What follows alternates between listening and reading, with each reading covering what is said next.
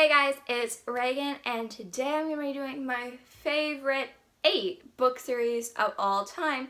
So this list is constantly evolving, and right now, this is what I currently love in 2017. Now, I'm going to read more books, and I plan to read a lot of books in 2017 and just be exposed to more series. But this is my favorites now. So, let's get started. So the first series I'm going to be talking about is the Red Queen series by Victoria Aveyard. This series is really good, I feel. A lot of people say it's unoriginal and it has a bunch of YA tropes in it, which for me is fine because it has the YA tropes that I like, so I really don't care, but I really enjoyed it. And it follows the story of Mare Burrow, and she has red blood, and she has powers like the people who are silver-blooded. So technically she's like, the silver-blooded people kind of see her as a monstrosity. They're like trying to figure out what the heck is going on. And basically she finds out she has powers in a very public silver event. So everyone, like all the silver royalty and stuff, sees her. So the royal family is kind of forced to take her in and pretend she's a long-lost lady. And it's really interesting. I like it. I like the characters in it. I really like Cal. He's my favorite because he's like, I don't know, I can kind of see similarities between me and Cal, which is weird, but he's like an engineer. He's really good. He's the heir to the throne, and he's really interesting. And then there's Maven, who's kind of always in a shadow and is really more complex. And so yeah, it's really good and really enjoyable, and I love this book and the second book, and the next book, King's Cage, is coming out on February 7th, so it's coming up quick, so I really recommend you read these, and also they're not too hard to read. They're really quick reads, I would feel. The next series I'm going to be talking about is the Throne of Glass series by Sarah J. Maas. This series is really good. I feel that if you want a kick-butt female protagonist, this is a series for you. So it follows the story of Selena Ceradon, and she is an assassin. But she got caught, and she's in this concentration camp called Endor. And she gets saved by the Crown Prince, Dorian, because he needs her to be his candidate for the King's Champion.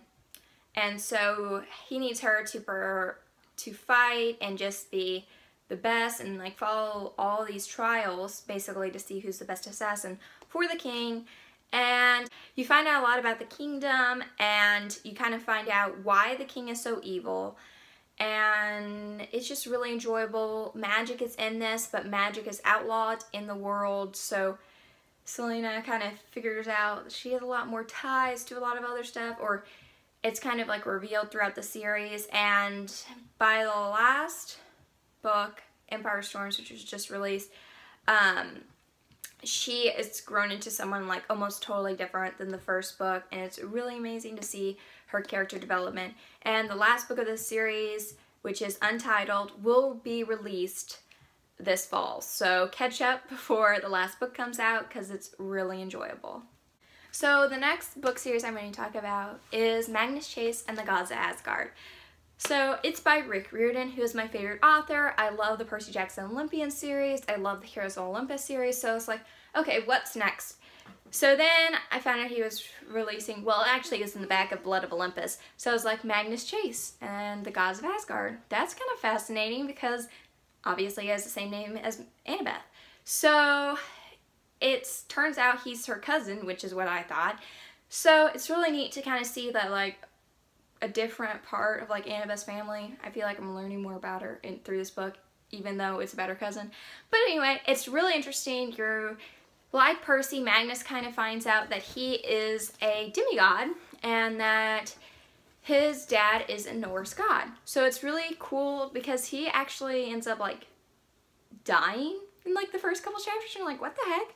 But then you learn about Valhalla and like the 9 realms and all this stuff, and it's so fascinating and so interesting, and I feel like I'm learning a lot, and also the characters are hilarious. I enjoy it, and obviously any Rick Riordan book is good. So the next book series I'm going to be talking about is also by Sarah J. Maas, and it's a Court of Thorns and Roses trilogy. So the first book is a retelling of Beauty and the Beast. So Feyre, she lives in the mortal world, but then she kills a wolf, and he turns out to be Fae. So the High Lord of the Spring Court comes and takes her, and basically kidnaps her, basically. So she is forced to live in the Fae world, where there are many different courts. There's courts for every season, and there's also courts for the night, the day, and the dawn court. So it's fascinating to see from a mortal's perspective of just like learning all about this Fae world, learning about the High Lords and how their power, what their powers are, and things like that. So the world building in the series is really amazing. But I will tell you that the first book is pretty good, and I really enjoyed it, and I think you would too if you read it. But the second book is definitely 10 gajillion times better than the first book. So that's why it's higher up on my list of favorites. It's because the second book is just that amazing, and it was on my list of favorite books of 2016. So it's really enjoyable. And the third and final book, ACOTAR War, or Court of Rings and Ruins, is coming out on May 2nd, I believe, 2017. And if you read the second book, you are really going to be counting down the days till May like I am. So yeah, it's just really enjoyable. The next book series that I'm going to be talking about is Harry Potter, and this is obviously by J.K. Rowling. Now this series is just amazing, and everyone knows it's amazing. I mean, who doesn't, like, who hasn't read this? Actually, for me, it's not my favorite book series. I will tell you, because when I was in 4th grade, I just read the 7th book. Yeah, it's terrible, I know. All my friends, one of my best friend actually wanted to kill me because that's all I read, but I finally righted my wrongs and actually read the whole series this fall, and I just really enjoyed it. Obviously, now I'm kind of really nerdy about it. I love it. I don't know, it's just so enjoyable, and it's so funny though, because like, it's so neat to be part of this fandom, because like, I'm like, oh, I finally understand everything. Like, 20 years too late. But it's okay, it's okay. So I just really enjoy it. The next book series I'm going to be talking about is The Lunar Chronicles by Marissa Meyer. So this series is really unique to me because it's fairy tale retellings, but with a sci-fi twist. So for instance, Cinderella is actually a cyborg. It's so neat because you love these fairy tales, but the way the story builds, like, they're great retellings. But also, they lead to this huge and epic, like, arc of this story arc, and it's just so amazing. By the last book, Winter, it's just like crackdown time. Everything is going down. It's just amazing.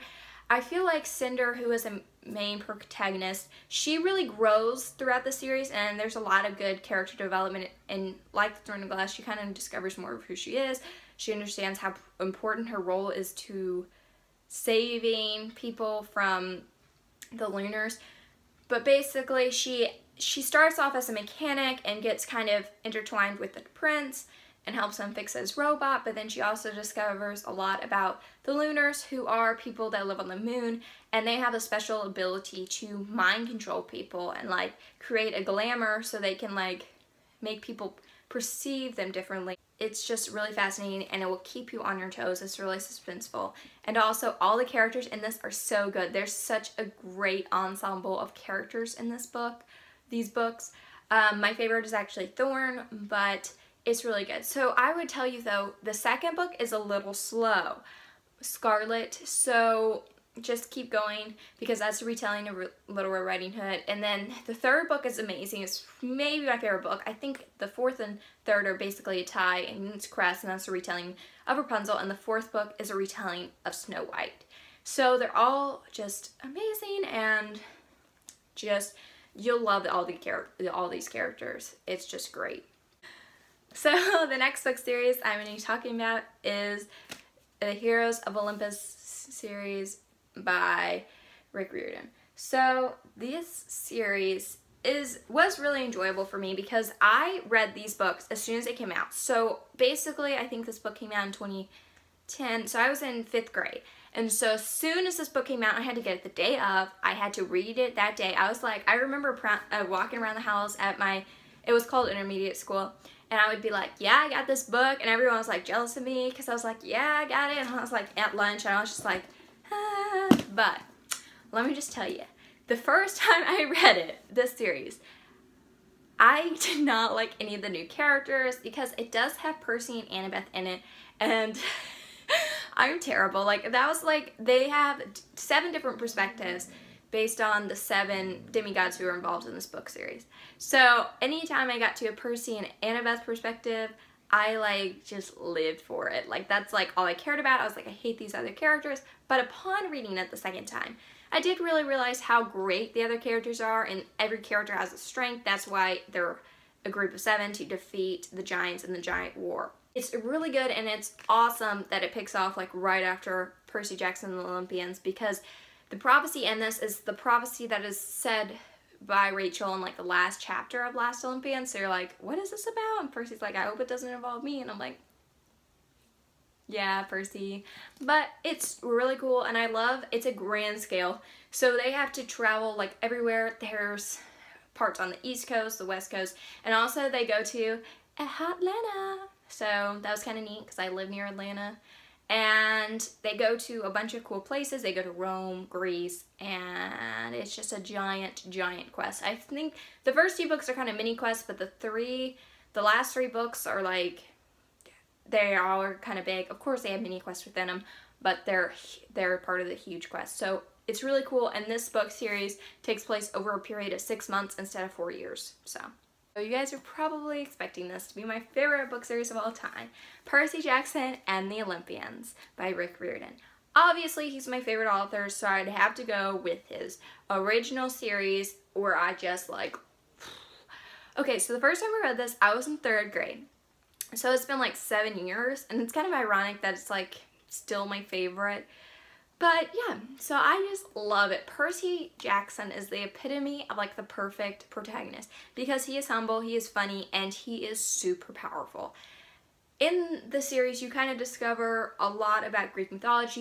You learn so much, and it's just so neat because Percy, you find out he's a demigod, and then he realizes, man, he has a huge part, and all these books, they take place over a period of 4 years. Each one is like a quest during the summer, except the last one. The last one is a huge battle, but the other books are just quests, and they all take place during the summer except for Titan's Curse, which takes place during the winter.